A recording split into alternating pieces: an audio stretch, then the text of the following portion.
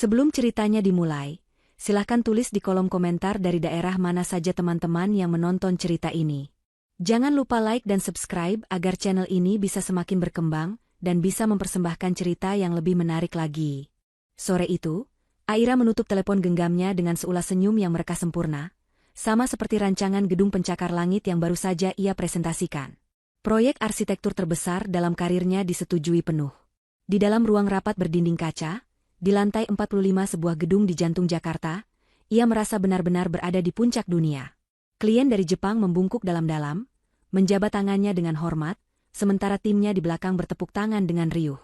Ia berhasil. Lagi.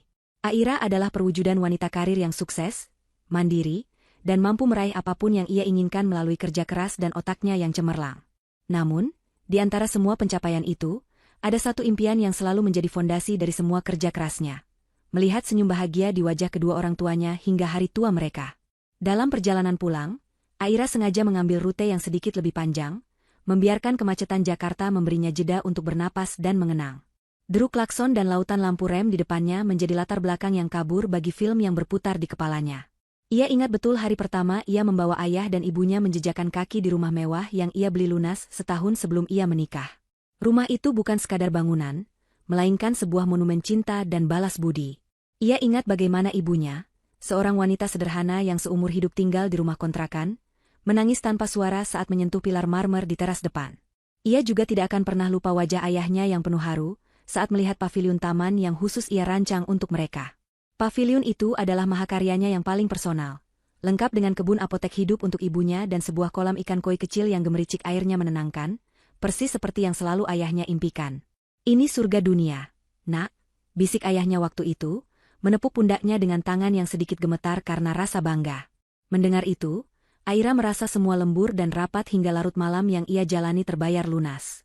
Rumah itu adalah bukti baktinya, sebuah istana kecil yang ia bangun untuk raja dan ratu dalam hidupnya.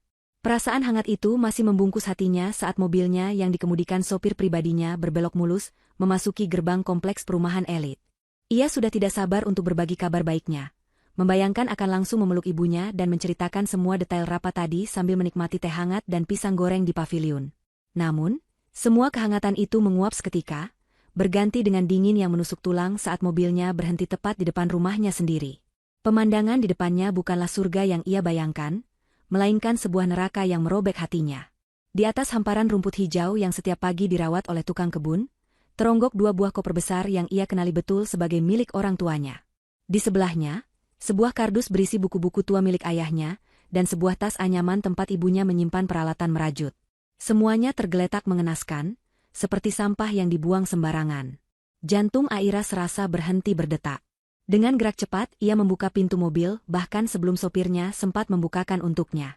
Ia berlari kecil melintasi jalan beraspal, dan di sanalah ia melihat sumber dari semua kekacauan itu.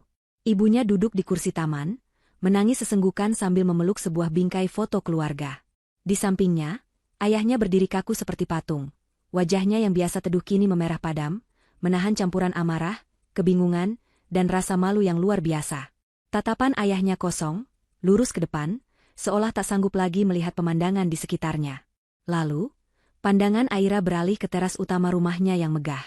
Di sana, berdiri Ibu Sekar, ibu mertuanya, dengan postur angkuh dan dagu terangkat. Di sebelahnya, Aditya, suaminya, pria yang beberapa jam lalu ia rindukan, hanya berdiri membuang muka. Aditya tidak berani menatap Aira. Ia hanya memandangi ujung sepatunya yang mahal, seolah ada sesuatu yang sangat menarik di sana. Pemandangan itu, suaminya yang pengecut dan ibu mertuanya yang berkuasa, menjelaskan segalanya dalam satu detik yang menyakitkan. Ada apa ini? Suara Aira keluar sebagai bisikan serak. Ia berjalan mendekati teras, matanya tak lepas dari Aditya, memohon penjelasan tanpa kata. Ibu Sekar yang menjawab. Ia melipat kedua tangannya di depan dada, senyumnya tipis dan penuh kemenangan. Sudah pulang kamu, Aira? Baguslah. Jadi kamu bisa lihat sendiri. Lihat apa? Bu, kenapa barang-barang ayah dan ibu ada di luar? Tanya Aira lagi, suaranya sedikit bergetar. Ibu Sekar tertawa kecil, suara yang terdengar seperti pecahan kaca di telinga Aira. Rumah semewah ini tidak pantas ditinggali oleh orang kampung. Mereka hanya membuat rumah ini terlihat kumuh. Mulai sekarang, Ibu yang akan tinggal di sini bersama anak ibu, Aditya. Dunia Aira seakan runtuh. Pernyataan itu begitu tajam, begitu kejam, hingga napasnya tercekat di tenggorokan. Ia menoleh pada Aditya, matanya yang mulai basah mencari secercah pembelaan, secuil saja sisa dari pria yang dulu berjanji akan selalu menjaganya dan keluarganya. Tapi yang ia temukan hanyalah tatapan kosong yang masih menghindari matanya. Aditya hanya mampu berbisik lirih, sebuah kalimat yang menjadi paku terakhir bagi peti mati cinta mereka. Maaf, sayang. Ini demi kebaikan kita. Kalimat, demi kebaikan kita, yang diucapkan Aditya menggantung di udara, terasa pekat dan menyesakan seperti asap.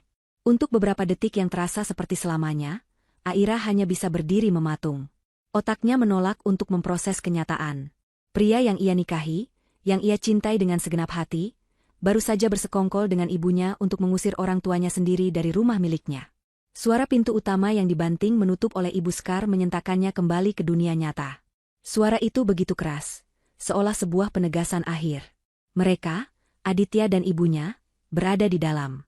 Sementara ia, pemilik sah rumah itu, terlempar di luar bersama kedua orang tuanya yang hancur hati. Amarah yang tadinya hanya bara kecil kini mulai berkobar hebat di dalam dadanya. Tapi ia menahannya.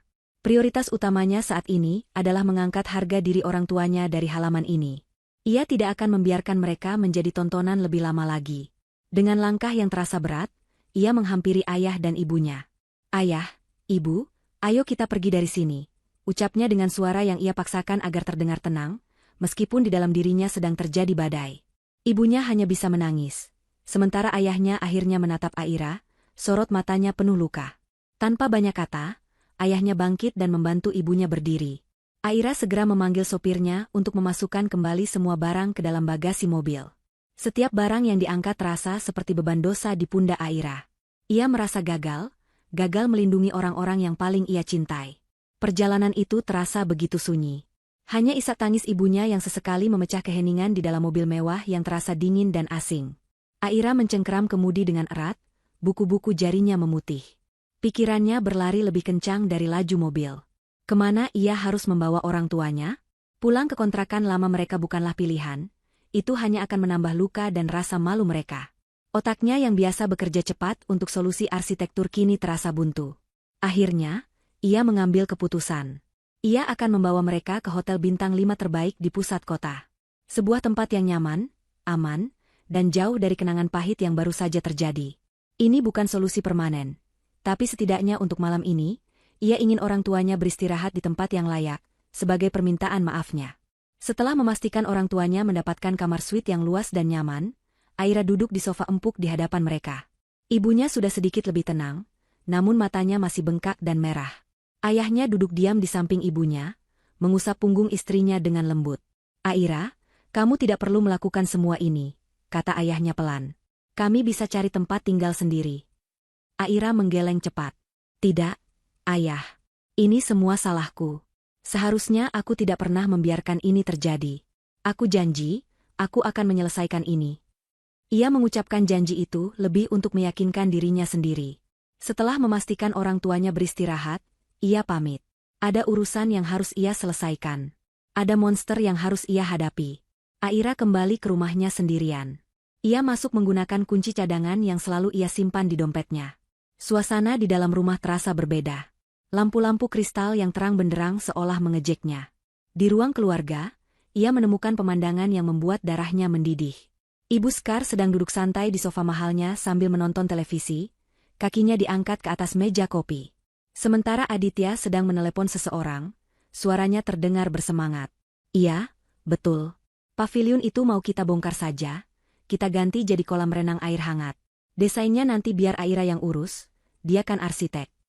Mendengar itu, Aira tidak bisa lagi menahan diri.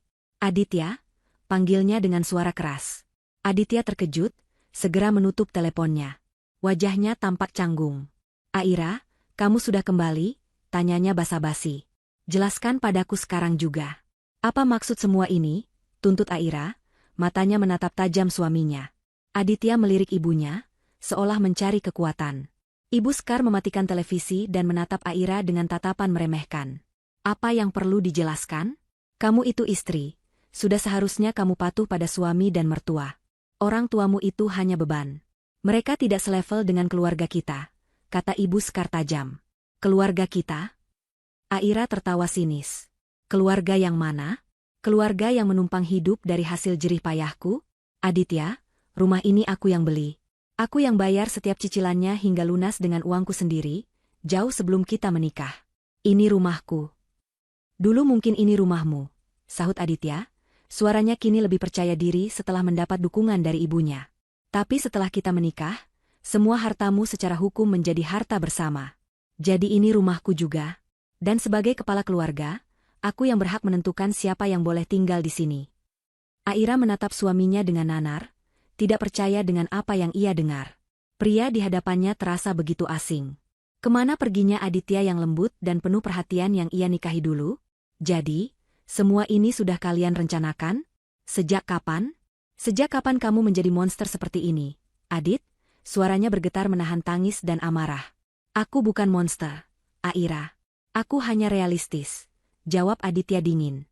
Kehadiran orang tuamu di sini membuat ibu tidak nyaman. Mereka kampungan. Aku tidak mau teman-teman dan kolega bisnisku datang ke sini dan melihat mertuaku yang seperti itu. Ini menyangkut citra dan masa depanku. Setiap kata yang keluar dari mulut Aditya adalah belati yang menusuk langsung ke jantung Aira. Citra. Masa depan.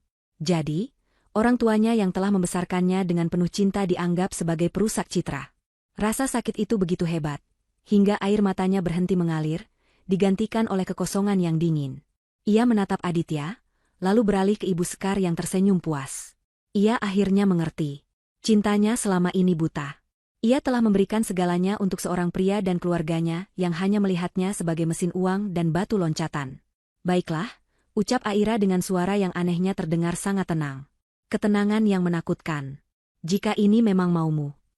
Ia berbalik, berjalan menuju pintu tanpa menoleh lagi. Tidak ada lagi permohonan. Tidak ada lagi air mata. Yang tersisa hanyalah puing-puing cinta dan sebuah keputusan yang telah mengeras menjadi baja di dalam hatinya. Saat ia menutup pintu di belakangnya, ia tahu ini bukan akhir. Ini adalah awal dari sebuah perang. Dan ia tidak akan kalah. Aira mengemudikan mobilnya membelah malam Jakarta, namun ia tidak punya tujuan yang jelas. Ia hanya terus melaju, membiarkan lampu-lampu kota yang gemerlapan menjadi saksi bisu kehancuran hatinya. Air mata sudah tidak lagi mengalir. Yang ada hanyalah rasa dingin yang aneh, seolah semua kehangatan dan cinta dalam dirinya telah dibekukan oleh pengkhianatan Aditya. Pria yang ia pikir adalah belahan jiwanya, ternyata hanyalah seorang parasit yang bersembunyi di balik topeng cinta. Dan ibunya, Ibu Sekar, adalah racun yang perlahan-lahan merusak segalanya dari dalam. Pikiran Aira, yang biasanya dipenuhi oleh perhitungan struktur dan estetika desain, kini bekerja dengan cara yang berbeda. Otak seorang arsitek adalah otak seorang perencana. Ia terbiasa membangun sesuatu dari nol, meletakkan fondasi yang kuat, dan memastikan setiap elemen berada di tempat yang tepat. Malam itu, Aira mulai merancang sebuah proyek baru. Bukan sebuah gedung, melainkan sebuah rencana pembalasan. Ia kembali ke hotel menjelang tengah malam. Ia sengaja menunggu hingga ia yakin orang tuanya sudah terlelap. Namun saat ia membuka pintu kamar suite dengan pelan, ia mendapati ayahnya masih duduk di sofa, menatap keluar jendela dengan pandangan kosong. "Kamu dari mana saja, Nak?" tanya ayahnya tanpa menoleh. Suaranya terdengar lelah. "Menenangkan pikiran, Yah," jawab Aira sambil meletakkan tasnya. Ayahnya akhirnya berbalik, menatap Aira dengan sorot mata yang penuh kekhawatiran. "Apapun yang akan kamu lakukan, jangan gegabah. Ayah tidak mau kamu kenapa-kenapa." Aira menghampiri dan duduk di samping ayahnya. Ia menggenggam tangan ayahnya yang terasa dingin. "Aku tidak akan gegabah, Yah. Aku akan mengambil kembali apa yang menjadi hak kita. Apa yang menjadi hak ayah dan ibu." Ayahnya hanya mengangguk pelan, seolah menyimpan sejuta pertanyaan yang tak sanggup ia utarakan. Saat itulah sebuah kesadaran menghantam Aira. Untuk bisa merebut kembali haknya, ia butuh lebih dari sekadar klaim. Ia butuh bukti absolut. Senjata pamungkas yang tidak bisa dibantah oleh siapapun. Sertifikat hak milik rumah itu, yang tersimpan aman di dalam brankas di ruang kerjanya. Setelah ayahnya masuk ke kamar untuk beristirahat, Aira mengeluarkan laptopnya. Ia tidak membuka program desain, melainkan membuka denah rumahnya sendiri dari arsip pribadinya. Ia mempelajari setiap sudut, setiap kemungkinan. Brankas itu tersembunyi di balik sebuah lukisan di ruang kerja. Kodenya adalah tanggal ulang tahun ibunya, sesuatu yang Aditya tidak pernah pedulikan. Tapi masalahnya, bagaimana cara masuk ke sana? Aditya dan Ibu Sekar pasti akan waspada. Mereka tidak akan membiarkannya masuk dan berkeliaran begitu saja. Menyerbu dengan pengacara akan memakan waktu dan berisiko, membuat mereka menyembunyikan atau bahkan menghancurkan dokumen itu. Tidak, ia harus mengambilnya sendiri. Dengan diam-diam. Aira menutup matanya, memvisualisasikan setiap langkah. Ia butuh sebuah alasan, sebuah pengalih perhatian yang sempurna. Sesuatu yang terdengar mendesak, personal, dan cukup sentimental sehingga Aditya tidak bisa menolaknya. Namun cukup sepele sehingga Ibu Sekar tidak akan curiga berlebihan. Lalu, sebuah ide muncul. Sebuah kotak perhiasan peninggalan neneknya. Kotak kayu sederhana berisi beberapa perhiasan tua yang nilai sentimentalnya jauh melebihi nilai materinya. Aditya tahu tentang kotak itu. Dan yang terpenting, Ibu Sekar pasti akan tertarik pada kata perhiasan. Keesokan paginya, Aira menjalankan rencananya. Ia menelepon Aditya. Ia sengaja membuat suaranya terdengar serak dan putus asa, seolah ia habis menangis semalaman. "Adit," sapanya lirih. "Aira? Ada apa?" jawab Aditya, terdengar sedikit terkejut namun tetap dingin. Aku mau minta tolong," lanjut Aira, menambahkan sedikit isak tangis palsu. "Tolong apa lagi? Bukankah semuanya sudah jelas?" balas Aditya ketus. "Ada barangku yang tertinggal. Sangat penting. Kotak perhiasan peninggalan nenekku. Aku mohon, Adit, izinkan aku mengambilnya. Hanya itu. Setelah itu aku tidak akan mengganggumu lagi," pinta Aira dengan nada memelas. Terdengar Aditya ragu sejenak. Namun kemudian, suara Ibu Sekar terdengar samar dari seberang. "Ada apa? Siapa?" Aditya menjawab pelan, lalu kembali bicara pada Aira. "Baiklah. Datang sekarang. Tapi hanya 10 menit. Dan ibu akan mengawasimu." Aira menutup telepon dengan napas tertahan. Umpan telah dimakan. Ia tahu Ibu Sekar tidak akan melewatkan kesempatan untuk melihatnya dalam kondisi terhina, sekaligus penasaran dengan isi kotak perhiasan itu. 1 jam kemudian, Aira tiba di rumahnya. Jantungnya berdebar kencang saat ia menekan bel. Pintu dibuka oleh Ibu Sekar, yang menatapnya dari atas ke bawah dengan tatapan menghina. "Cepat masuk. Waktumu tidak banyak," katanya tajam. Aira melangkah masuk ke dalam rumahnya sendiri, terasa seperti seorang pencuri. Suasananya sudah berbeda. Ada vas bunga baru di meja, jenis bunga yang tidak ia sukai. Aroma parfum Ibu Sekar yang menyengat menguar di udara. "Di mana kotaknya?" tanya Ibu Sekar tidak sabar. "Di laci meja rias, di kamar," jawab Aira pelan. Mereka naik ke lantai 2, menuju kamar tidur utama mereka. Atau lebih tepatnya, bekas kamar tidur mereka. Ibu Sekar mengikutinya seperti bayangan, setiap langkahnya adalah pengawasan yang ketat. Aira membuka laci meja rias, sengaja mengaduk-aduk isinya dengan sedikit panik. "Sepertinya tidak ada di sini," katanya dengan cemas. "Aku ingat mungkin aku simpan di dalam tas lama di ruang kerja." Ini adalah momen pertaruhannya. Ruang kerja berada persis di sebelah kamar tidur. "Cepat periksa sana," perintah Ibu Sekar, yang mulai tidak sabar. Aira segera masuk ke ruang kerja, dengan Ibu Sekar yang berdiri mengawasi dari ambang pintu. Jantung Aira berdegup semakin kencang. Ia pura-pura berjongkok, membuka sebuah lemari kecil tempat ia menyimpan tas-tas lama. Posisinya membelakangi Ibu Sekar. Dengan tangan sedikit gemetar, ia menggeser lukisan pemandangan di dinding. Di baliknya, panel brankas digital yang dingin menyambut jarinya. Dengan cepat ia menekan kombinasi angka. Klik. Suara pelan itu terdengar seperti ledakan di telinganya. Ia membuka pintu brankas, dan di sanalah dokumen yang ia cari, terbungkus rapi dalam map plastik tebal. Ia segera meraihnya, menyelipkannya ke dalam tas lempangnya yang cukup besar, lalu mengambil sebuah kotak kayu kecil yang memang ia simpan di sana sebagai properti. Ia menutup brankas, mengembalikan lukisan ke posisinya, lalu bangkit berdiri sambil memegang kotak kayu itu. Semua itu ia lakukan dalam waktu kurang dari 30 detik. "Ah, ini dia, ketemu," katanya dengan napas lega. Saat ia berjalan keluar dari ruang kerja, Ibu Sekar langsung merebut kotak kayu itu dari tangannya. "Biar ibu lihat isinya," katanya sambil mencoba membuka kuncinya yang sedikit macet. "Ini aku sita," lanjut Ibu Sekar saat ia berhasil membukanya dan melihat isinya yang tidak seberapa. "Sebagai jaminan agar kamu tidak macam-macam dan mengganggu Aditya lagi." Aira hanya menatapnya dengan wajah pasrah yang dibuat-buat. "Tolong, Bu. Itu satu-satunya kenangan dari nenek," pintanya lirih. "Sudah, cepat pergi sana," usir Ibu Skar, sama sekali tidak peduli. Aira menunduk dan berjalan cepat menuruni tangga, keluar dari rumah itu tanpa menoleh lagi. Di dalam mobil, jauh dari pandangan Ibu Skar, ia akhirnya bisa bernapas. Ia merogoh isi tasnya, menyentuh map plastik tebal itu. Dingin dan kokoh. Ia berhasil. Ibu Skar boleh mengambil kotak kayu berisi kenangan masa lalu. Karena di tangannya kini, tergenggam sebuah pusaka yang akan menentukan masa depan mereka semua. Aira tidak kembali ke hotel. Ia menuju sebuah apartemen servis mewah yang baru saja ia sewa untuk sebulan ke depan. Tempat itu menjadi markas barunya, pusat komando perangnya. Jauh dari tatapan cemas orang tuanya, ia bisa berpikir dan bergerak dengan lebih leluasa. Hal pertama yang ia lakukan sesampainya di sana, adalah mengeluarkan sertifikat rumah itu dari dalam tasnya. Ia meletakkannya di atas meja makan marmer, menatap tulisan, sertifikat hak milik, dan namanya yang tertera jelas di sana. Dokumen itu bukan lagi sekadar selembar kertas, melainkan sebuah deklarasi. Fondasi dari rencananya telah ia amankan. Kini saatnya membangun strukturnya. Amarah dan rasa sakitnya kini telah bertransformasi menjadi energi yang dingin dan terfokus. Tujuannya bukan lagi sekadar mendapatkan rumahnya kembali. Itu terlalu mudah. Itu tidak akan sepadan dengan penghinaan yang diterima orang tuanya dan pengkhianatan yang meremukkan hatinya. Tidak, ia ingin lebih. Ia ingin Aditya dan Ibu Skar merasakan kehancuran yang setimpal, sebuah kejatuhan yang mereka bangun sendiri dengan tangan mereka.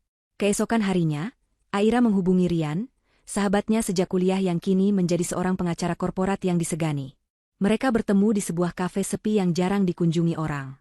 Rian, dengan penampilannya yang necis dan tatapan matanya yang tajam, mendengarkan seluruh cerita Aira tanpa menyela sedikitpun. Saat Aira selesai bercerita dan menunjukkan sertifikat asli di hadapannya, Rian hanya bisa menggelengkan kepala. Gila, desisnya. Aku tidak menyangka Aditya bisa serendah itu. Secara hukum, posisimu sangat kuat, Ra. Dengan sertifikat ini, kita bisa mendapatkan surat perintah pengadilan untuk mengusir mereka dalam waktu singkat. Aira menatap Rian, matanya dingin. Aku tidak mau sesingkat itu, Yan. Aku mau mereka merasakan bagaimana rasanya kehilangan segalanya. Aku mau mereka jatuh dari tempat yang paling tinggi. Rian menatap sahabatnya, melihat sorot mata yang berbeda dari Aira yang biasa ia kenal. Ada baja di sana? Aku mengerti, kata Rian dengan senyum tipis. Jadi, kita tidak akan memainkan drama pengadilan. Kita akan memainkan permainan bisnis. Apa rencanamu? Saat itulah Aira mulai memaparkan idenya. Sebuah ide yang lahir dari profesi yang ia geluti. Ia akan menggunakan keahliannya sebagai arsitek, bukan untuk membangun, melainkan untuk menjebak. Rencana itu sederhana namun mematikan. Ia akan menciptakan sebuah proyek fiktif yang begitu menggiurkan, sebuah umpan yang tidak mungkin ditolak oleh keserakahan Aditya dan Ibu Skar. Rian tersenyum semakin lebar. Aku suka ini. Aku bisa siapkan semua legalitas palsunya. Kita ciptakan developer fiktif, lengkap dengan profil perusahaan dan semuanya. Ini akan menjadi sebuah mahakarya, Ra. Selama seminggu berikutnya, Aira bekerja tanpa lelah di markasnya. Di atas meja kerjanya kini bukan lagi terhampar denah bangunan, melainkan skema sebuah kebohongan yang rumit. Ia merancang sebuah proyek perumahan super elit di kawasan Sentul dengan nama Nirwana Hills. Ia membuat gambar-gambar 3 dimensi yang begitu nyata dan indah, lengkap dengan fasilitas mewah seperti lapangan golf pribadi dan danau buatan. Ia menyusun proposal bisnis setebal 100 halaman, penuh dengan analisis pasar palsu dan proyeksi keuntungan yang angkanya begitu fantastis, hingga mampu membutakan mata siapapun. Ia menggunakan semua keahlian dan reputasinya untuk menciptakan sebuah ilusi yang sempurna. Aditya dan Ibu Skar tahu betul seberapa hebat Aira dalam profesinya. Mereka tidak akan pernah curiga bahwa proyek sekaliber ini adalah sebuah jebakan. Setelah umpannya siap, kini saatnya untuk memancing. Aira kembali memainkan perannya. Ia menelepon Aditya, kali ini dengan nada suara yang terdengar lelah namun pasrah. Adit, aku sudah berpikir, katanya pelan. Mungkin kamu benar. Aku terlalu emosional. Aku minta maaf. Aditya di seberang telepon terdengar puas. Baguslah kalau kamu sadar. Lalu mau apa sekarang? Aira melanjutkan. Aku tidak mau kita terus begini. Aku punya sebuah proyek besar. Proyek yang bisa mengamankan masa depan kita semua. Aku ingin kita mengerjakannya bersama, sebagai keluarga. Ia kemudian mengatur sebuah pertemuan. Di sebuah restoran mewah, Aira datang dengan penampilan yang sedikit lebih sederhana, seolah ia benar-benar sedang dalam kondisi terpuruk. Di hadapan Aditya dan Ibu Sekar yang menatapnya dengan angkuh, Aira mempresentasikan proposal Nirwana Hills. Reaksi mereka persis seperti yang Aira harapkan. Mata Ibu Sekar langsung berbinar saat melihat angka proyeksi keuntungan di halaman terakhir. Sementara Aditya, egonya membengkak saat Aira berkata, "Aku tidak bisa menangani ini sendirian, Adit. Aku butuh kamu untuk memimpin sisi bisnisnya. Developer dari Singapura ini butuh partner perusahaan kontraktor lokal. Aku pikir, ini kesempatanmu untuk punya perusahaan sendiri." Ide untuk menjadi bos, untuk akhirnya bisa keluar dari bayang-bayang kesuksesan Aira, adalah musik yang paling merdu di telinga Aditya. "Tentu saja," jawab Aditya dengan cepat, mencoba terdengar berwibawa. "Aku bisa urus itu. Sudah saatnya aku yang memegang kendali bisnis." Ibu Sekar menimpali dengan senyum penuh arti, menatap Aira seolah ia adalah seekor semut kecil. "Bagus. Kamu urus saja gambar-gambarmu itu. Biar anakku dan ibu yang mengurus uangnya. Setelah ini, kita yang akan menggaji Aira." Aira hanya tersenyum tipis dan menunduk, memainkan peran sebagai istri yang akhirnya tunduk pada suaminya. Di dalam hati, ia merasakan kepuasan yang dingin. Mereka tidak hanya memakan umpannya, mereka menelannya bulat-bulat, bersama dengan kail dan tali pancingnya. Permainan baru saja dimulai. Euforia memenuhi mobil Aditya dalam perjalanan pulang dari pertemuan dengan Aira. Ia dan ibunya, Ibu Sekar, tidak henti-hentinya membicarakan masa depan gemilang yang terbentang di depan mata. Proyek Nirwana Hills terasa seperti tiket lotre yang sudah pasti menang. "Sudah ibu bilang, kan? Cepat atau lambat perempuan itu pasti akan sadar siapa yang lebih berkuasa," kata Ibu Sekar dengan nada penuh kemenangan. "Dia butuh kita, Adit. Otaknya mungkin pintar untuk menggambar, tapi untuk urusan bisnis dan uang, dia tidak ada apa-apanya dibandingkan kamu dan ibu." Aditya tersenyum lebar, egonya terpompa hingga ke tingkat maksimal. Selama ini ia selalu merasa seperti bayang-bayang Aira. Istrinya yang brilian, istrinya yang sukses, istrinya yang membeli rumah. Kini, roda akan berputar. Dialah yang akan menjadi pemimpin, sang eksekutif puncak. "Kita harus segera membentuk perusahaannya, Bu. Namanya harus terdengar hebat," kata Aditya bersemangat. Ibu Sekar berpikir sejenak, lalu sebuah senyum licik terukir di wajahnya. "PT Sekar Perkasa," usulnya. "Namaku membawa hoki. Dan perkasa, karena setelah ini kitalah yang akan menjadi penguasa." Aditya setuju tanpa ragu. Nama itu sempurna, sebuah monumen untuk ego mereka berdua. Dalam beberapa hari, mereka bergerak cepat. Didorong oleh keserakahan, mereka tidak menunda waktu. Aditya menyewa sebuah kantor kecil di ruko yang cukup mentereng, membeli perabotan baru, dan mencetak setumpuk kartu nama dengan jabatan Direktur Utama tertera di bawah namanya. Ibu Sekar, di sisi lain, mulai mengumpulkan modal awal. Ia membongkar brankas pribadinya, mengeluarkan semua tabungan dan perhiasan emas yang ia kumpulkan selama bertahun-tahun. "Ini investasi, Adit. Kita korbankan sedikit sekarang, untuk mendapatkan gunung emas nanti," katanya sambil menyerahkan sebuah kantong beludru berisi perhiasan kepada Aditya untuk dijual. Mereka begitu yakin akan keberhasilan proyek ini, begitu dibutakan oleh angka-angka fantastis dalam proposal Aira, sehingga tidak ada sedikitpun keraguan dalam benak mereka. Mereka bahkan mulai mengubah gaya hidup, membeli pakaian-pakaian mahal dan sering makan di restoran mewah dengan alasan untuk membangun citra sebagai pebisnis sukses. Sementara itu, di apartemennya yang sunyi, Aira bekerja sama dengan Rian untuk merancang senjata utama mereka, perjanjian kerjasama. Dokumen itu sengaja dibuat sangat tebal, penuh dengan istilah hukum yang rumit dan pasal-pasal yang berbelit-belit. Aira, dengan ketelitian seorang arsitek, meninjau setiap klausul. Ia memastikan semua celah telah tertutup. Di antara ratusan pasal yang tampak standar, Rian menyisipkan 2 pasal mematikan yang menjadi inti dari jebakan mereka. Pasal pertama, klausul 17B, menyatakan bahwa jika PT Sekar Perkasa gagal memenuhi target pendanaan awal dari pihak ketiga pada tanggal yang ditentukan, maka mereka secara otomatis wajib membayar denda penalti kepada pihak developer sebesar 2 kali lipat dari nilai komitmen investasi awal. Pasal kedua, klausul 21C, yang tersembunyi di bagian lampiran, menyatakan bahwa seluruh direksi perusahaan, dalam hal ini Aditya dan Ibu Sekar, bertanggung jawab secara pribadi atas semua utang dan kewajiban perusahaan, mengesampingkan prinsip perseroan terbatas. Kontrak itu adalah sebuah mahakarya penipuan legal, sebuah bom waktu yang mereka rancang untuk diledakkan oleh korbannya sendiri. Setelah PT Sekar Perkasa resmi berdiri, Rian, melalui salah satu stafnya yang berperan sebagai perwakilan developer Singapura, menghubungi Aditya. Sang perwakilan menyatakan kekagumannya pada kecepatan Aditya dalam mendirikan perusahaan. Namun, ia menambahkan satu syarat. Sebelum kontrak induk ditandatangani, pihak developer meminta PT Skar Perkasa untuk menyetorkan dana jaminan lisensi sebesar 2 miliar rupiah ke sebuah rekening penampungan. Uang itu, katanya, adalah prosedur standar untuk proyek skala internasional, sebagai bukti keseriusan dan kapabilitas finansial partner lokal. 2 miliar rupiah. Angka itu membuat Aditya dan Ibu Skar pusing. Uang mereka sudah habis untuk mendirikan perusahaan dan biaya operasional awal. Mereka mencoba meminjam dari beberapa kerabat, namun tidak ada yang mau meminjamkan uang sebanyak itu tanpa jaminan yang jelas. Kepanikan mulai merayapi mereka. Proyek miliaran di depan mata terancam gagal hanya karena masalah dana jaminan. Putus asa dan terpojok, Ibu Skar mengambil langkah nekat.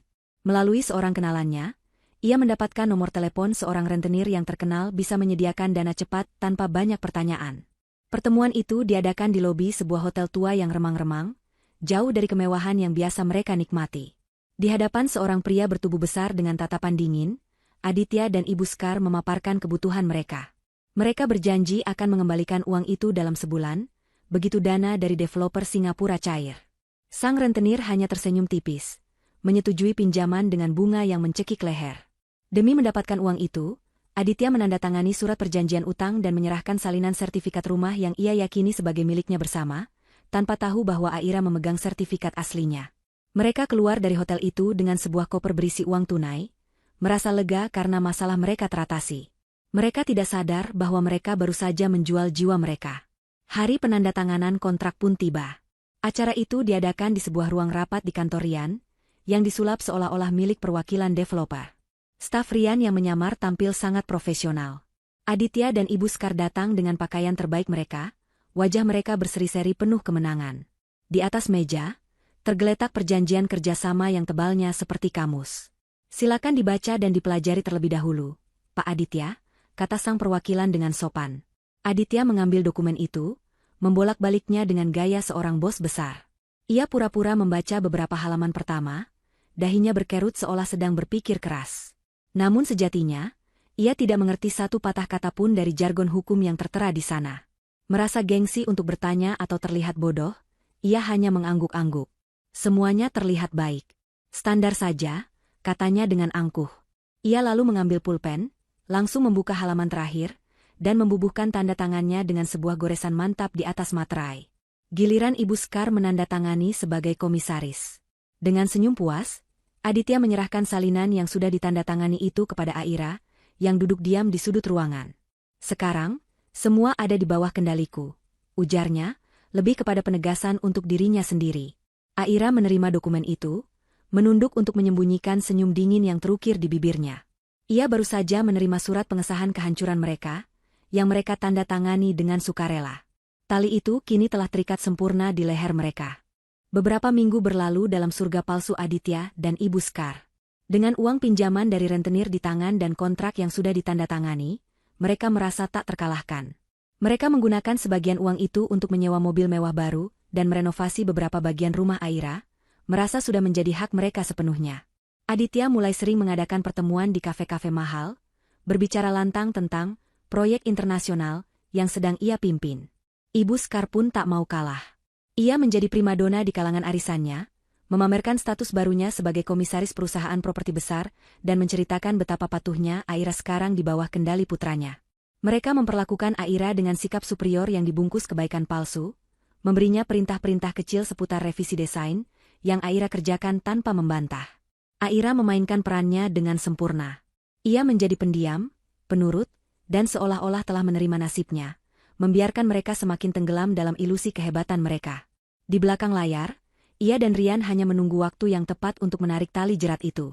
Keretakan pertama di surga mereka mulai muncul saat tanggal pembayaran bunga pertama kepada rentenir semakin dekat. Di saat yang bersamaan, dana tahap pertama dari developer Singapura yang dijanjikan tak kunjung cair. Setiap kali Aditya menelepon sang perwakilan, jawabannya selalu sama, ada sedikit masalah administrasi perbankan di Singapura, harap bersabar. Nada suara Aditya di telepon mulai berubah dari percaya diri menjadi cemas. Telepon dari rentenir pun mulai berdatangan, awalnya hanya sebagai pengingat, namun perlahan berubah menjadi ancaman terselubung. Wajah Ibu Sekar yang biasanya cerah kini selalu tampak tegang. Mereka mulai sering berdebat di malam hari, saling menyalahkan atas keputusan mereka yang terburu-buru.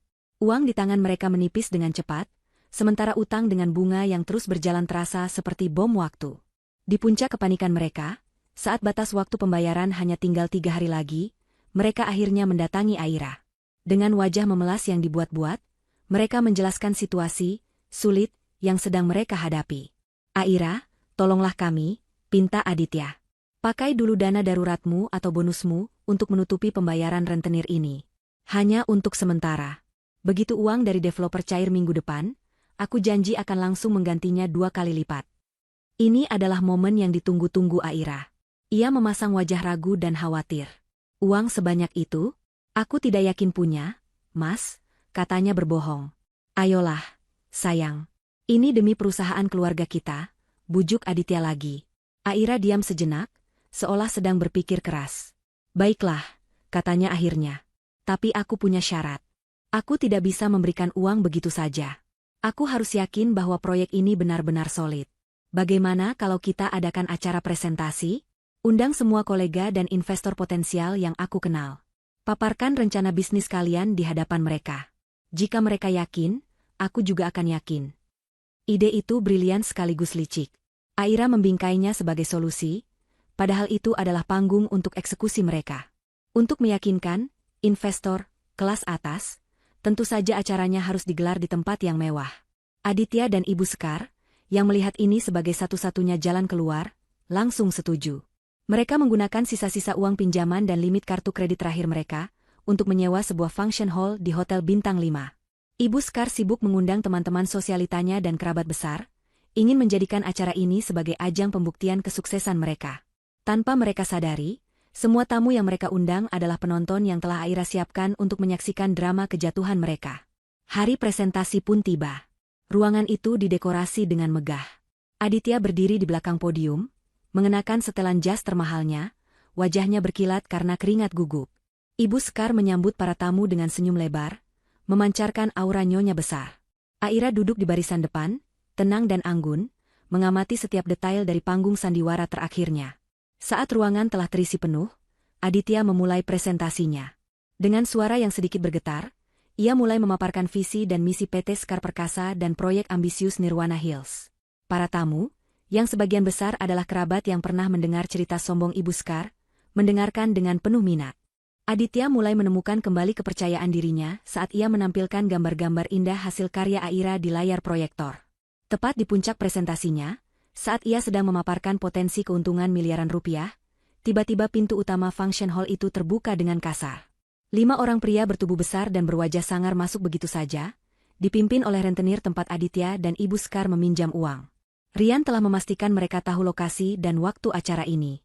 Suasana seketika menjadi tegang.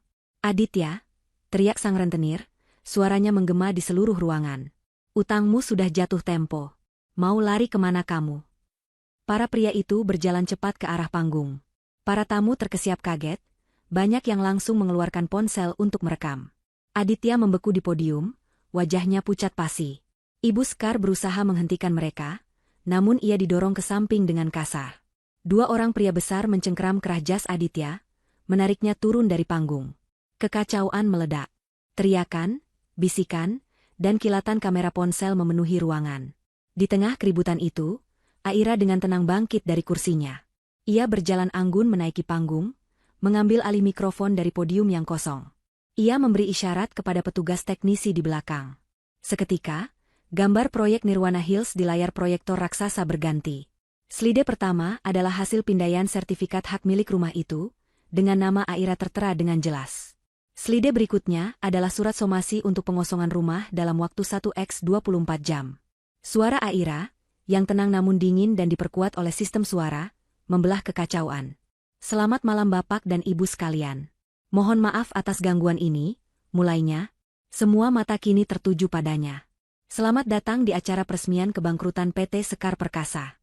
Dan sebagai acara puncak, besok pagi kita akan saksikan bersama proses pengusiran direktur dan komisarisnya dari properti milik saya. Wajah Aditya yang sedang dicengkeram dan Ibu Sekar yang terduduk lemas di lantai, berubah menjadi topeng horor yang tak akan pernah dilupakan oleh siapapun yang hadir di ruangan itu. Aira berjalan keluar dari function hall hotel, dengan langkah yang mantap dan punggung yang tegak. Di belakangnya, ia bisa mendengar suara riuh para tamu yang berhamburan keluar, bisik-bisik mereka yang bersemangat seperti dengungan lebah, dan teriakan marah Aditya yang ditahan oleh petugas keamanan. Ia tidak menoleh sedikit pun. Perasaannya aneh. Tidak ada euforia kemenangan, tidak ada tawa puas. Yang ada hanyalah kelegaan yang dingin dan sebuah rasa keadilan yang akhirnya terpenuhi. Ia telah merancang sebuah panggung, dan para aktor utamanya telah memainkan peran mereka dengan sempurna, menghancurkan diri mereka sendiri di hadapan ratusan penonton. Misinya di sana sudah selesai. Ia masuk ke dalam mobilnya yang sudah menunggu, dan saat pintu tertutup, meredam semua kekacauan di belakang, ia akhirnya mengizinkan dirinya untuk menarik napas dalam-dalam. Perang belum usai, tapi pertempuran terbesar baru saja ia menangkan. Sementara itu, di dalam mobil yang mereka tumpangi untuk pulang, suasana terasa seperti di dalam gunung berapi yang siap meletus. Aditya dan Ibu Skar duduk dalam diam selama 10 menit pertama, keduanya masih terlalu syok untuk berbicara. Namun keheningan itu akhirnya pecah oleh sebuah tamparan keras. Tangan Ibu Skar mendarat di pipi Aditya dengan sekuat tenaga. "Bodoh. Anak tidak berguna," jeritnya, suaranya serak karena amarah dan tangis. "Bagaimana bisa kamu dipermalukan seperti itu di depan semua orang? Di depan seluruh keluarga besar ibu. Kamu hanya diam saja saat perempuan ular itu merebut mikrofon. Di mana harga dirimu sebagai laki-laki?" Aditya, yang pipinya memerah, balas membentak dengan amarah yang sama besarnya. "Ini semua salah ibu. Ibu yang serakah. Ibu yang terus mendorongku untuk mengambil alih semuanya. Kalau saja ibu tidak mengusir orang tuanya, semua ini tidak akan pernah terjadi." Pertengkaran itu menjadi liar dan brutal. Semua topeng kesopanan dan citra keluarga terhormat yang selama ini mereka jaga kini terkoyak habis. Mereka saling menyalahkan dengan kata-kata paling keji. Ibu Skar menyalahkan Aditya karena terlalu lembek dan gagal mengendalikan istrinya sejak awal. Aditya menyalahkan ibunya karena ambisinya yang tak terkendali dan kesombongannya yang telah menghancurkan segalanya. "Seharusnya dari awal aku tidak pernah mendengarkan ibu," raung Aditya sambil memukul setir. "Aira itu istriku. Seharusnya aku membelanya." Ibu Skar tertawa sinis, tawa yang terdengar gila. "Membelanya? Kamu bahkan tidak bisa memberinya apa-apa. Kamu hidup dari uangnya. Kamu menumpang di rumahnya. Tanpa ibu, kamu tidak akan pernah berani mengambil apa yang seharusnya menjadi hakmu sebagai suami." Perkataan itu menusuk tepat di titik paling rapuh Aditya, egonya sebagai seorang pria. Mobil itu mereka pacu dalam kecepatan tinggi, membawa dua monster yang saling terluka kembali ke sarang yang sebentar lagi akan direbut dari mereka. Sesampainya di rumah, teror yang sebenarnya baru saja dimulai. Ponsel mereka berdua tidak berhenti berdering dan bergetar. Pesan singkat dan panggilan masuk datang bertubi-tubi dari kerabat dan teman-teman arisan. Sebagian besar berisi cemoohan dan pertanyaan yang menyudutkan. Video amatir dari insiden di hotel sudah menyebar dengan cepat di grup-grup WhatsApp, menjadi bahan gosip terpanas. Reputasi yang telah Ibu Skar bangun selama puluhan tahun hancur lebur dalam satu malam. Dalam keputusasaannya, ia mencoba melakukan satu-satunya hal yang ia kuasai, memutarbalikkan fakta. Ia mulai menelepon beberapa kerabat yang ia anggap paling dekat, melancarkan kampanye fitnah. Dengan berurai air mata palsu, ia bercerita bahwa Aira adalah istri durhaka yang telah berselingkuh dan kini bekerja sama dengan orang tuanya yang mata duitan untuk merebut semua harta Aditya. "Dia menjebak kami, Jeng. Dia itu kejam sekali. Aditya anakku yang malang hanya menjadi korban," isaknya di telepon.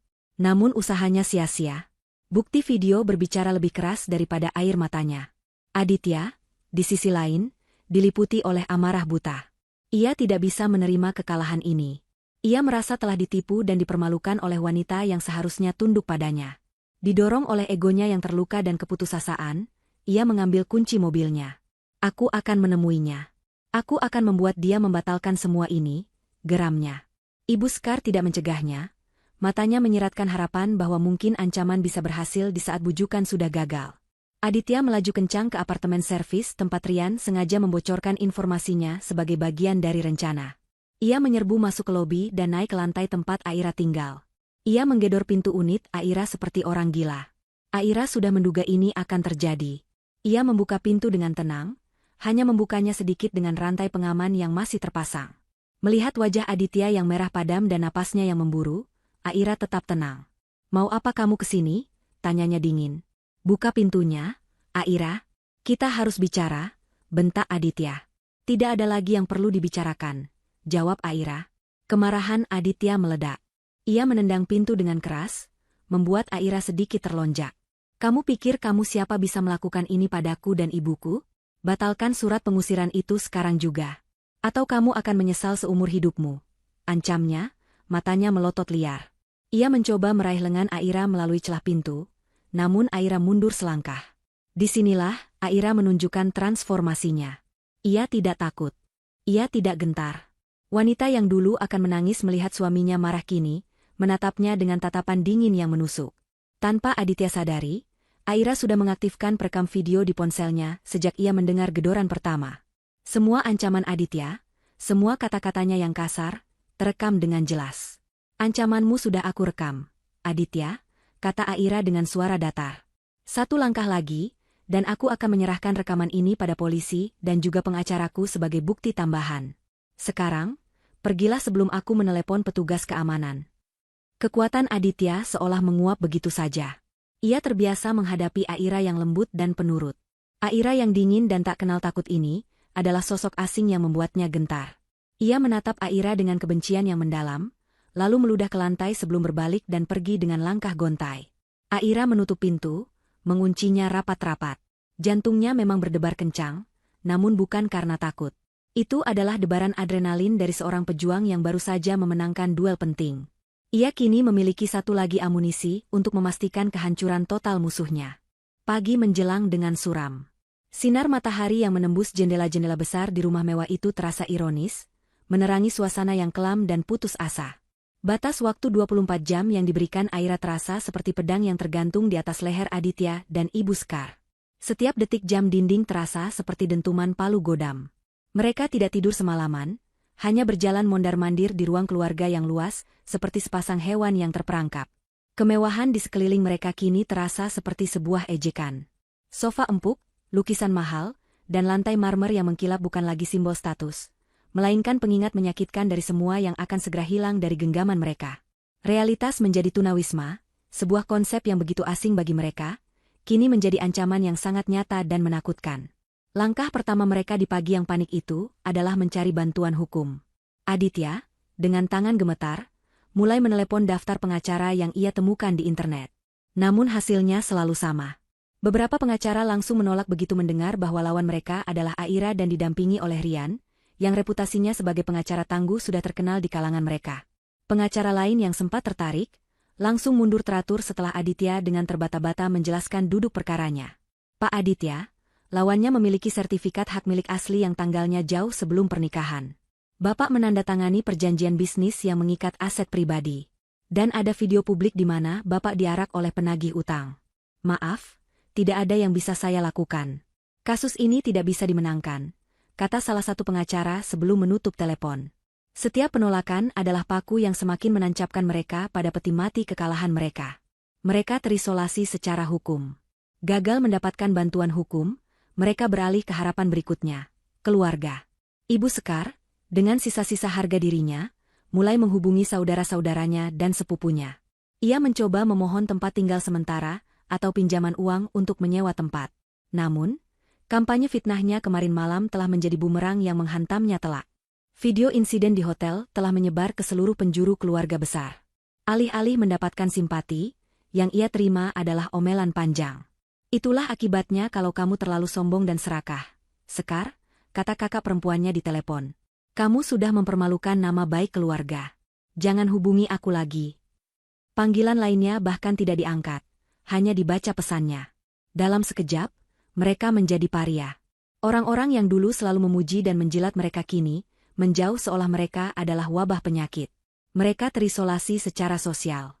Waktu terus berjalan tanpa ampun. Sore hari tiba, dan keputusasaan mereka mencapai puncaknya. Hanya tersisa beberapa jam sebelum batas waktu berakhir. Di tengah keputusasaannya, Ibu Sekar mendapatkan satu ide terakhir. Sebuah ide yang licik, manipulatif, dan menunjukkan betapa ia sama sekali tidak memahami lawannya. Orang tua Aira, desisnya. Kita harus menemui mereka. Mereka itu orang kampung, hatinya pasti mudah tersentuh. Kalau kita memohon di hadapan mereka, mereka pasti akan luluh dan mau membujuk Aira. Aditya awalnya menolak. Rasa malunya terlalu besar. Namun Ibu Sekar terus mendesaknya. Ini satu-satunya kesempatan kita. Adit, buang gengsimu. Apa kamu mau kita tidur di jalanan malam ini? Dengan berat hati, Aditya akhirnya setuju. Ia mengantar ibunya ke hotel tempat orang tua Aira menginap, menggantungkan sisa harapan mereka pada sebuah pertunjukan air mata. Sesampainya di depan pintu kamar hotel, Ibu Skar mengambil napas dalam-dalam, mempersiapkan penampilan terbaiknya sebagai korban yang teraniaya. Ketika pintu dibuka oleh Ibu Aira, Ibu Skar langsung menjatuhkan dirinya, bersujud di kaki wanita yang pernah ia hina dan usir itu. "Bu, saya mohon, Bu, maafkan saya." Tangisnya meraung-raung, sebuah pertunjukan yang sangat meyakinkan. "Saya hilaf, Bu. Saya dibutakan oleh amarah. Tolong, Bu, selamatkan keluarga kami. Bujuk Aira untuk memaafkan kami. Jangan biarkan anak dan menantu ibu bercerai. Tolonglah kami, Bu." Aditya berdiri di belakangnya, menunduk dengan canggung dan menggumamkan kata maaf yang nyaris tak terdengar. Ibu Aira menatap wanita yang sedang bersujud di kakinya itu tanpa ekspresi. Ayah Aira, yang berdiri di belakang istrinya, juga hanya menatap mereka dengan dingin. Tidak ada keterkejutan. Tidak ada iba. Hanya ada ketenangan yang solid seperti batu karang. Ibu Aira kemudian berjongkok, bukan untuk membantu Ibu Skar berdiri, melainkan untuk menatap matanya dari dekat. "Ibu Skar," katanya dengan suara yang lembut namun tegas, setiap katanya diucapkan dengan jelas. "Dulu, saat ibu mengusir kami dari rumah putri saya juga memohon seperti ini di dalam hati. Tapi ibu bahkan tidak sudi menoleh pada saya." Ibu Aira berhenti sejenak, membiarkan kata-katanya meresap. "Pintu maaf dari kami sebagai manusia mungkin suatu saat bisa terbuka. Tapi pintu rumah putri saya, dan pintu hati kami untuk menerima keluarga Anda kembali, sudah tertutup untuk selamanya." Setelah mengucapkan kalimat itu, Ibu Aira bangkit berdiri. "Silakan pergi. Kami mau beristirahat." Ayah Aira kemudian dengan tenang menutup pintu, meninggalkan Ibu Skar yang masih terduduk di lantai koridor hotel. Tangisannya yang palsu kini berubah menjadi isakan kekalahan yang nyata. Mereka telah memainkan kartu terakhir mereka, dan mereka kalah telak. Hitung mundur telah berakhir. Pagi itu, udara di dalam rumah mewah itu terasa berat dan hampa. Aditya dan Ibu Skar duduk di ruang makan yang megah, di hadapan meja pualam yang kosong. Mereka tidak menyentuh sarapan, bahkan tidak ada makanan yang disiapkan. Pembantu rumah tangga yang selama ini melayani mereka telah pergi sehari sebelumnya, setelah menyadari bahwa majikannya sedang berada di ambang kehancuran. Keheningan di antara mereka begitu pekat, hanya dipecah oleh suara napas mereka yang tidak teratur. Setiap detik yang berlalu terasa seperti tetesan air di atas batu, perlahan tapi pasti mengikis sisa-sisa harapan mereka yang terakhir. Sebagian dari diri mereka masih berharap semua ini hanyalah mimpi buruk yang panjang. Mereka berharap Aira akan menelepon, mengatakan bahwa ini semua hanya gertakan, sebuah pelajaran yang kejam. Tapi telepon itu tidak pernah berdering. Tepat pukul 10 pagi, bel pintu berbunyi. Suaranya terdengar begitu tajam dan menusuk, seolah lonceng kematian. Aditya dan Ibu Skar saling pandang dengan mata penuh ketakutan. Dengan langkah gontai, Aditya membuka pintu. Di depannya tidak berdiri Aira, melainkan 4 orang pria berwajah serius. Satu orang mengenakan seragam safari, memperkenalkan diri sebagai jurusita dari pengadilan negeri. 2 orang lainnya adalah petugas polisi yang mendampinginya. Dan di belakang mereka, sebuah truk besar dan beberapa orang pekerja berkaos seragam sudah bersiap di pinggir jalan. Jurusita itu berbicara dengan nada yang datar dan formal, tanpa emosi. "Selamat pagi, dengan Bapak Aditya dan Ibu Skar. Saya di sini untuk melaksanakan surat perintah eksekusi pengosongan aset berdasarkan putusan pengadilan yang sah." Ia menyodorkan selembar dokumen resmi yang berkop pengadilan. Ibu Skar, yang berdiri di belakang Aditya, langsung histeris. "Tidak bisa. Ini rumah kami. Anda tidak punya hak," teriaknya, mencoba merebut surat itu. Petugas polisi yang mendampingi dengan sigap menghalanginya. "Mohon tenang, Bu. Kami hanya menjalankan tugas. Jika Ibu menghalangi, kami terpaksa akan melakukan tindakan hukum," kata salah satu petugas dengan tegas. Jurusita itu tidak terpengaruh oleh drama Ibu Skar. Ia memberi isyarat kepada tim pengangkut barang di luar. "Silakan mulai bekerja. Kosongkan semua barang pribadi milik Bapak Aditya dan Ibu Skar dari properti ini." Dan prosesi yang menyakitkan itu pun dimulai. Para pekerja masuk dengan efisien, mulai mengangkat barang satu persatu. Mereka memulainya dari ruang tamu. Sofa kulit mahal, meja kristal, lukisan-lukisan yang dulu dibanggakan Ibu Skar, semuanya diangkut keluar dan diletakkan begitu saja di trotoar pinggir jalan. Pemandangan itu menarik perhatian para tetangga. Satu persatu, pintu dan gorden di rumah seberang mulai terbuka. Beberapa tetangga bahkan keluar, berdiri dari kejauhan sambil berbisik-bisik dan tanpa malu merekam pemandangan itu dengan ponsel mereka. Ini adalah tontonan yang jauh lebih menarik daripada sinetron manapun. Keluarga yang selalu tampak sempurna dan angkuh itu, kini sedang diusir dari rumah mereka sendiri. Rasa malu itu membakar wajah Aditya dan Ibu Sekar lebih panas dari sengatan matahari pagi. Para pekerja terus bergerak ke ruangan lain. Lemari pakaian Aditya yang penuh dengan setelan jas mahal dibongkar, isinya dimasukkan ke dalam kardus-kardus besar.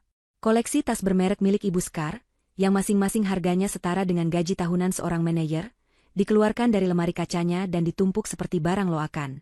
Setiap barang yang diangkut keluar adalah sobekan bagi harga diri mereka. Ibu Sekar tidak bisa menahannya lagi.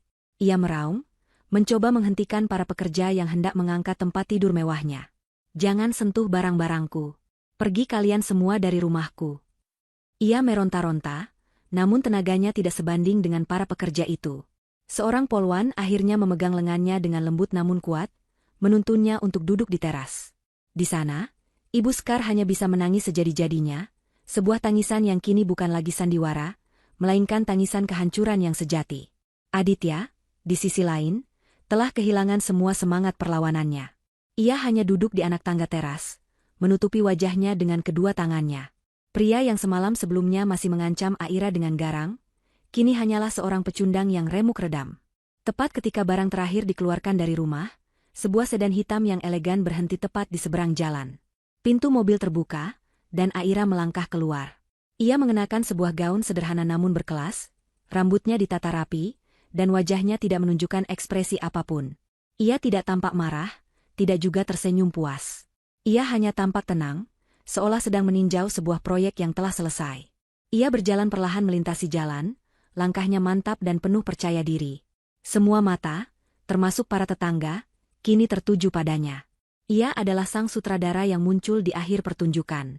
Melihat kedatangan Aira, sisa-sisa kekuatan Ibu Sekar kembali. Ia bangkit dan menunjuk Aira dengan jari gemetar. "Perempuan iblis. Kamu. Semua ini karena kamu. Kamu akan dikutuk. Kamu akan sengsara seumur hidupmu," teriaknya penuh kebencian. Aditya mengangkat kepalanya, menatap Aira dengan pandangan yang campur aduk antara benci, sesal, dan permohonan yang tak terucap. Aira tidak menanggapi teriakan itu. Ia terus berjalan hingga berhenti beberapa langkah di hadapan mereka berdua. Ia memandangi tumpukan barang-barang mewah mereka yang kini tergeletak di pinggir jalan, berdebu dan tak berharga. Lalu ia mengangkat kepalanya, menatap lurus ke arah Aditya dan Ibu Sekar yang tampak begitu menyedihkan. Dengan suara yang jernih dan cukup keras untuk didengar oleh beberapa tetangga terdekat, Aira akhirnya berbicara. Kata-katanya diucapkan bukan dengan amarah, melainkan dengan ketegasan yang mutlak. "Rumah ini kubeli dengan keringatku untuk orang tuaku, bukan untuk parasit sepertimu," mulainya, matanya menatap tajam Aditya. Lalu ia beralih ke Ibu Sekar. "Dulu, ibu mengusir orang tuaku dari tempat ini tanpa belas kasihan, seolah mereka adalah sampah. Sekarang, nikmatilah jalanan. Inilah balasan yang setimpal untuk keserakahan dan kekejaman kalian." Setelah mengucapkan kalimat itu, Aira tidak menunggu jawaban.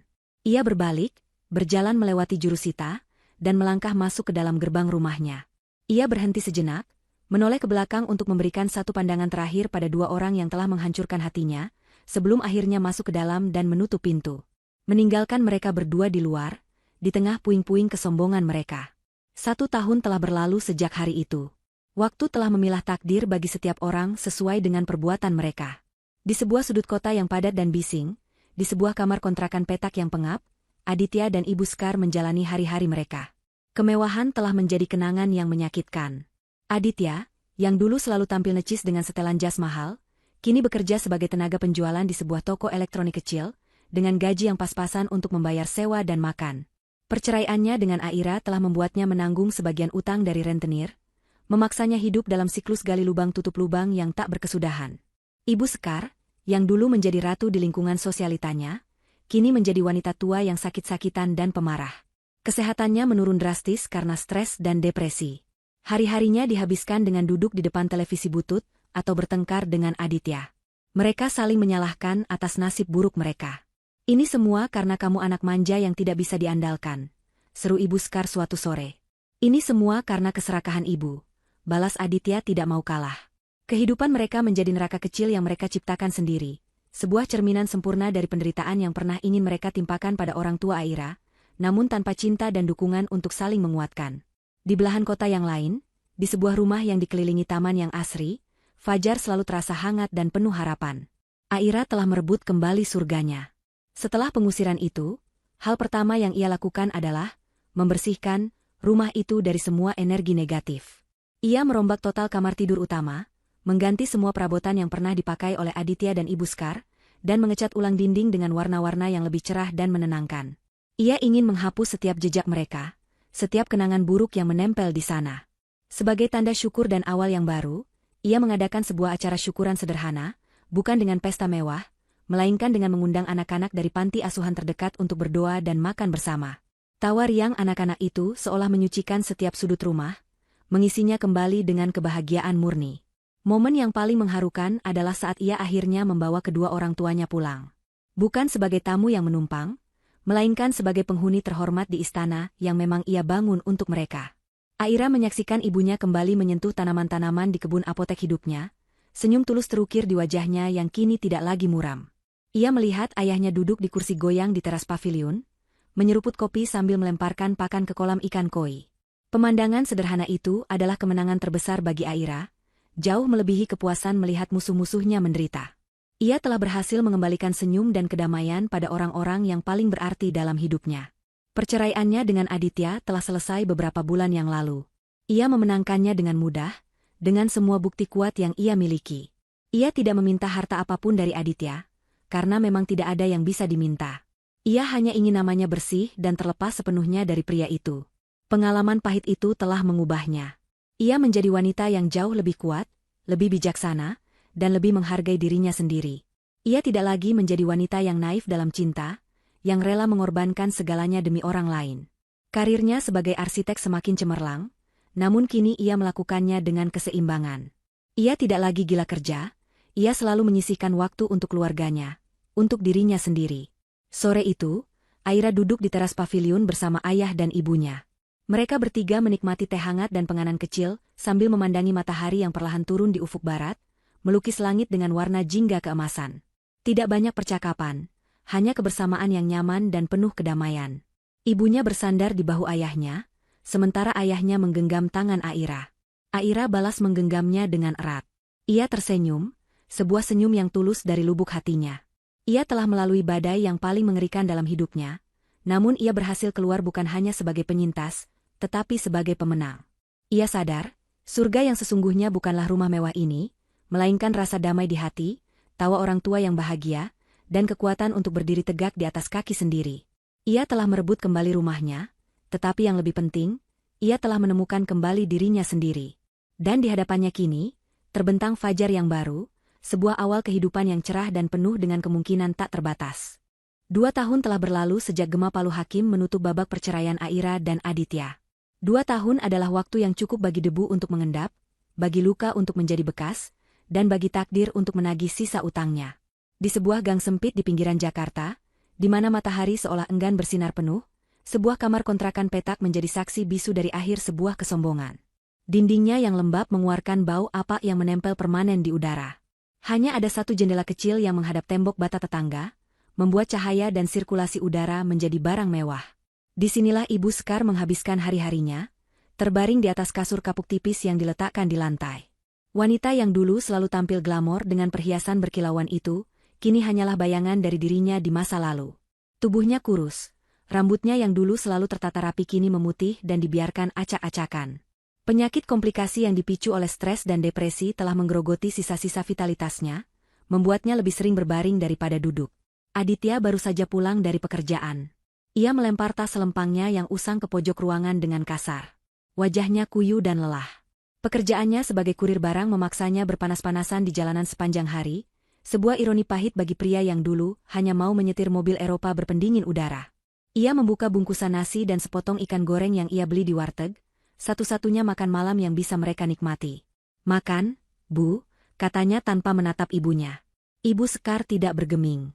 Matanya hanya menatap kosong ke langit-langit yang penuh sarang laba-laba. Beberapa saat kemudian, seorang petugas pos mengetuk pintu mereka yang terbuat dari papan tipis. Ia menyerahkan sebuah amplop coklat. Aditya membukanya dengan malas, namun matanya langsung terpaku pada kop surat di atasnya. Kantor Hukum Rian Urekan. Itu adalah surat terakhir, sebuah pemberitahuan formal bahwa cicilan pemotongan gajinya untuk melunasi sisa utang kepada rentenir, yang telah diambil alih oleh tim hukum Aira untuk mencegah teror lebih lanjut, telah selesai. Utangnya lunas. Ikatan finansial terakhirnya dengan masa lalunya telah putus. Bukannya merasa lega, Aditya justru merasa hampa.